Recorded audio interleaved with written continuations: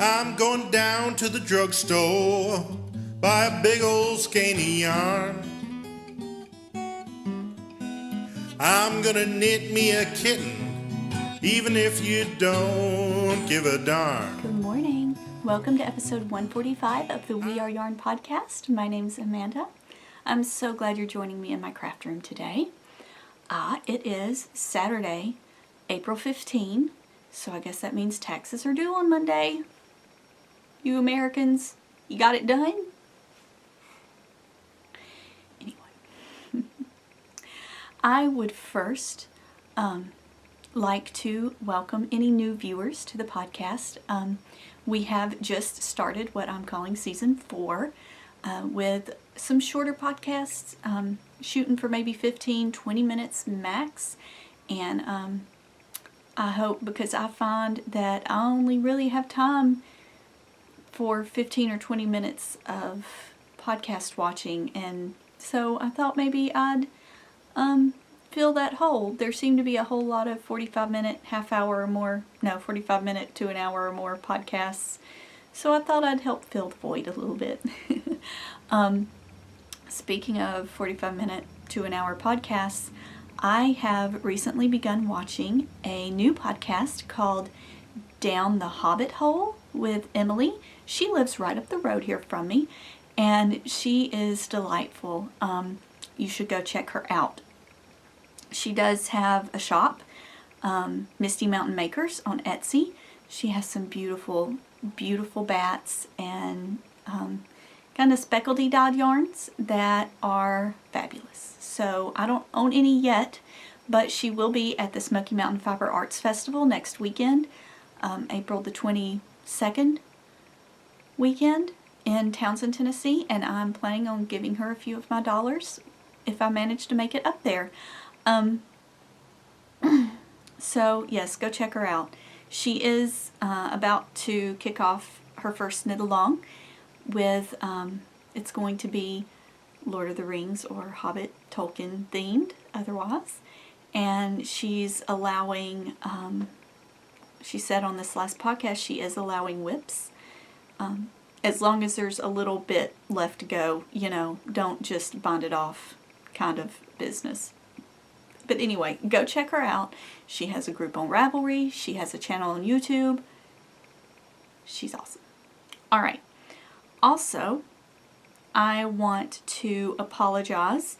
Apparently, I haven't gone back and watched it again, but apparently something happened to the sound to the intro music on the last episode. I don't know what happened, but I didn't go back and fix it and re-upload and all that. It's not worth it. You guys knew it was me. Hopefully today it works out. Also, I do recognize that I skipped episode 143, and let me tell you what happened. I actually skipped, in my notebook, episode 142. 142 was skipped entirely, and then I called episode 143 that I labeled in here as 143, 142, and then I know there isn't a 142. I thought about calling this one 144A or something, and I decided, you know what? No, not worth it. Not worth it. We're just going to have the episode that Tom forgot, and that is episode 143. So now, with all of that administration aside, let's get into some knitting, shall we? Alright, I worked on quite a few projects a little bit, and I have one main project that I'm going to show you, and then one that I'm coming to realize I thought it was going to be a quick project, but it's going to end up being a long-term project just because of the brain power it takes. And finally, I had a little bit of inspiration. Sometimes you're laying in bed or in the shower and your mind is just wandering, and then all of a sudden you go, oh my gosh, I could do that.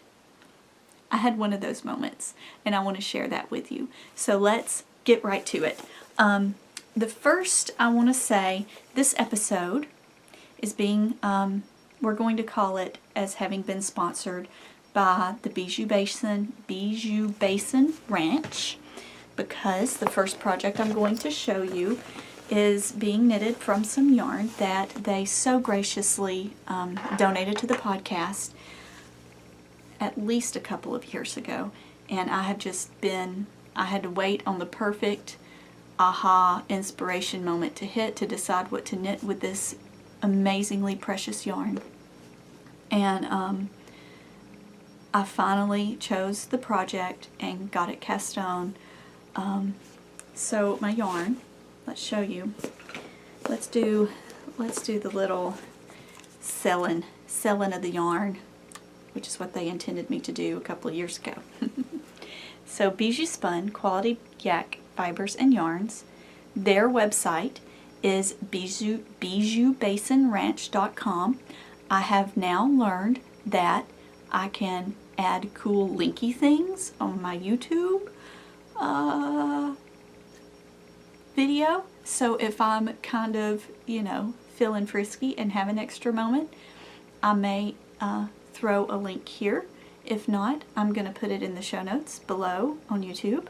I will include it in the show notes on weareyarn.com as well, and on Ravelry, I am sure. So what we're working with is the Shangri-La. It is 50% yak, 50% silk.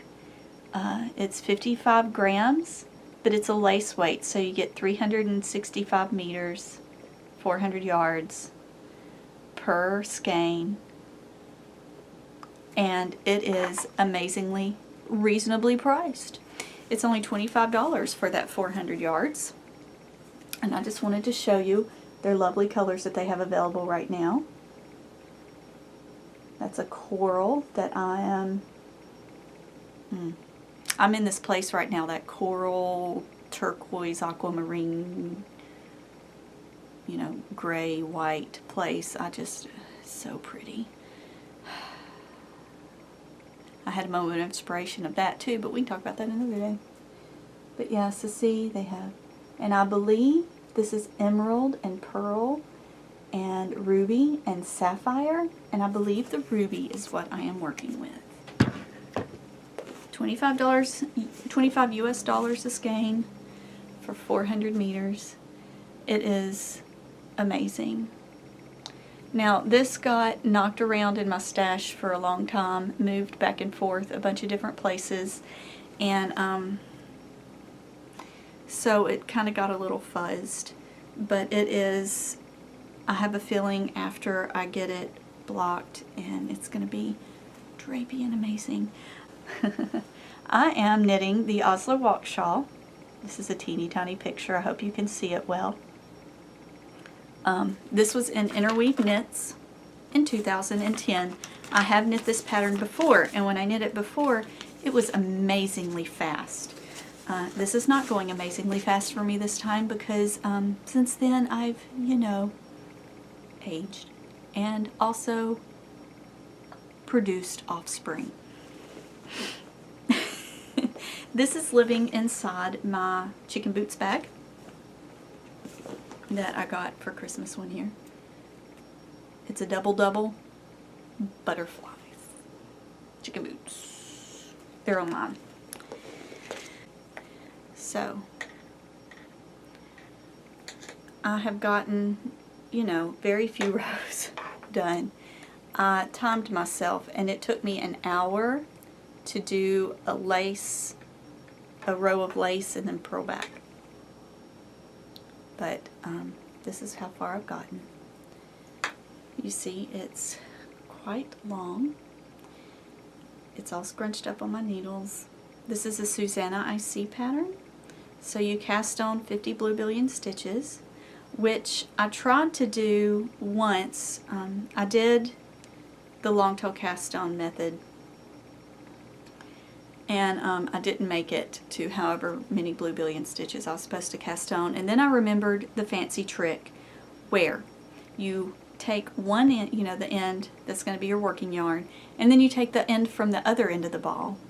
You tie them together, and so instead of making a slip knot, you just toss that over the end of your needle and start casting on. It provides you with 2 extra ends you have to weave in on the other end. However, you are guaranteed to have how much yarn you need to do your cast on. Brilliant, right? I don't remember where I learned that trick. I did not come up with it myself. But I was very excited to remember that, and it made the cast on much less stressful and much less, you know, yarn chicken at the beginning. So I have placed stitch markers, as you can see, just little, you know, rings with the seed bead at every repeat of the lace, so that I know immediately if I have messed up. I am pretty good at reading my knitting. I really like working lace, and it's one of the things I really love doing it. So I've gotten pretty good at reading my knitting. However, when I'm only able to sit down and do 1 row and then purl back at a time, it can get a little, you know, I don't have time to stop and look. So having those little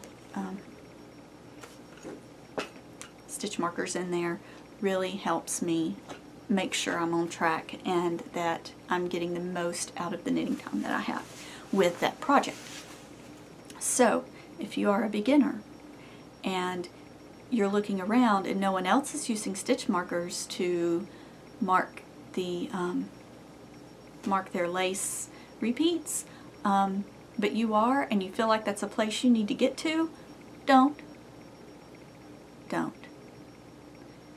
Do what you gotta do to make your knitting enjoyable.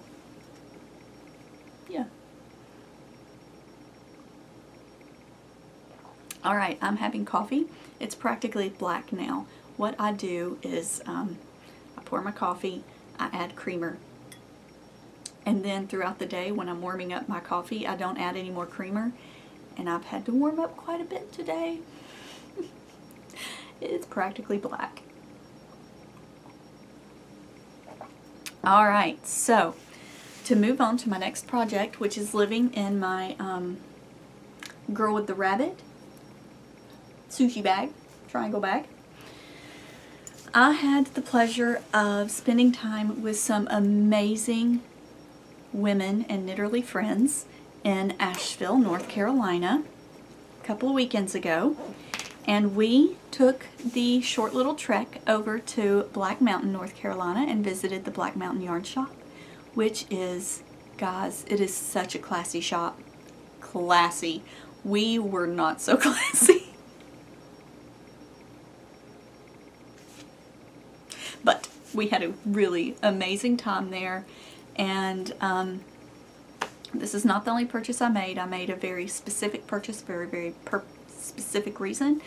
I wanted to knit a specific shawl out of a specific gradient set I had, and I took that gradient set with me, and one of my lovely friends who's way better at color than I am helped me pick some out.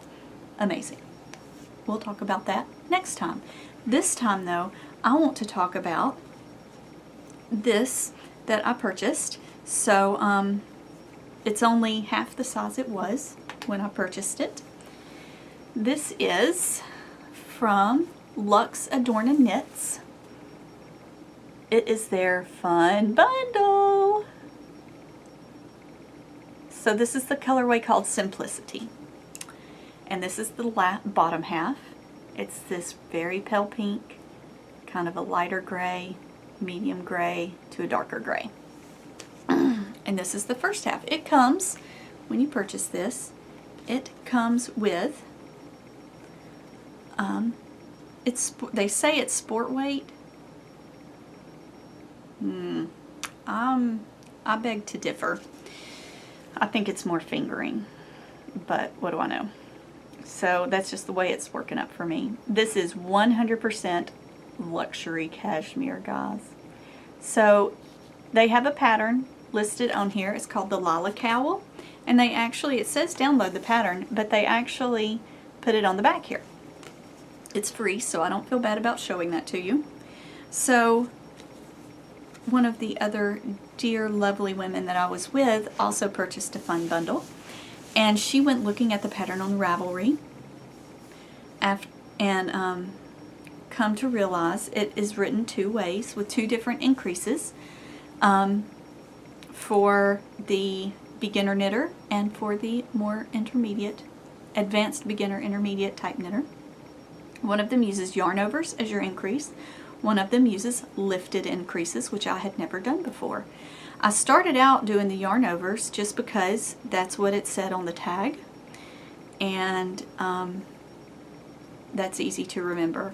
But I didn't like the look of it, so I learned how to do lifted increases, and I didn't like making them at first, but after I got through the first set, the first color repeat, the first stripe of color, you're going to see what it looks like in a second. Hold on. Once I got through the first set of the first color, I was much more comfortable with it. I feel really good with it now. They may be my favorite increase. You know how that goes. So you saw at the beginning of it, so this is how it's going to be. So the grays, and then the light pink, and then a white, and then kind of a mauvey, orchidy, purpley pink, and then a lighter brown and a darker brown. And it's just, think monster cowl. It's that kind of idea. It's worked in the round in a tube, and then with a provisional cast on, and then at the end you Kitchener it together, and then you have a tube. They had a sample in the shop and it was amazing. It's cashmere and it just hangs so nice. Oh. So you do, again, this is a free pattern. You can go to Ravelry and have it for free. So you do 12 rows of one color, and then you switch to the next color. You do not have to weave in your ends because it'll be on the inside of this tube. It's amazing. And so then first color, second color, third color. I imagine you could do it in any color order you wanted to, but I assumed that when they put the fun bundle together, they organized it in a pleasing fashion so that the colors would be lovely next to one another. And I didn't want to mess that up. So, and I loved the way they packaged it, so I have preserved it, and as I need the next color, I stop and wind it up. I also went to my local yarn shop and got some Likey needles. The birchwood, they call them driftwood, and I'm really enjoying working with them. And now that I'm looking at my camera, I see that I'm at 20 minutes. So much for the 15 to 20 minute, because I do want to mention my spinning inspiration. I want to knit another boxy, guys. I love wearing my worsted boxy. So I want to make another one because I love it. And I thought making a hand spun one would be super fun. And I've been thinking about what I'm going to do after this spinning project that's on my wheel gets completed. And so that was one part of my brain. Want another boxy was one part of my brain. Another part of my brain was next spinning. And then another part of my brain that's always, what am I going to do with this yarn that I own? Thought of this yarn that was gifted to me by Allie, Crafty Allie, lovely friend. And it's silk mohair, or maybe just acrylic mohair. I don't even know what it is. It's a giant ball of purple fuzziness. And I thought a fuzzy worsted boxy would be fun.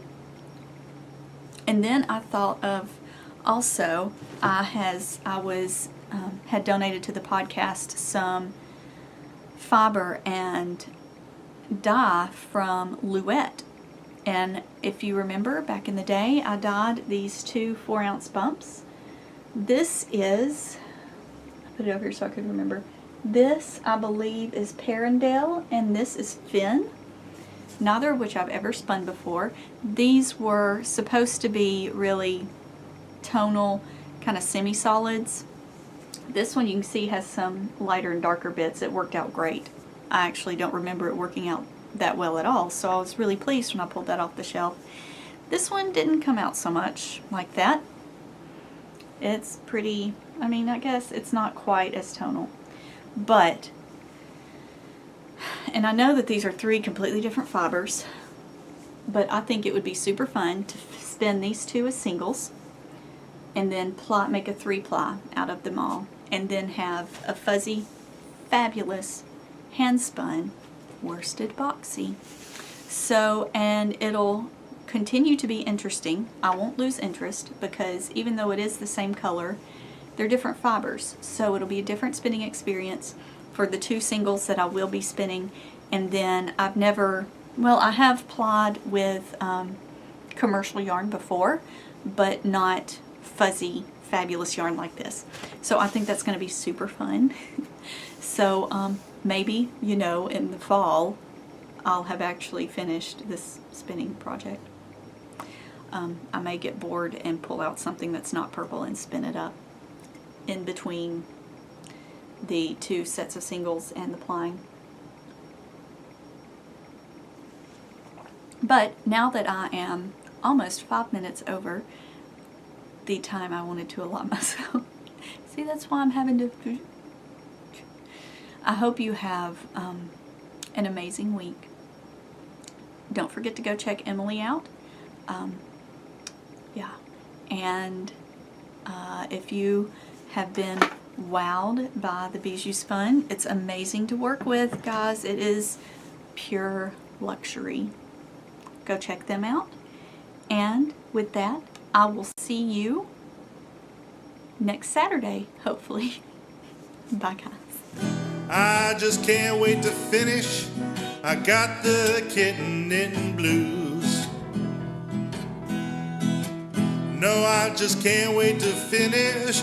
That's why I got those kitten knitting blues.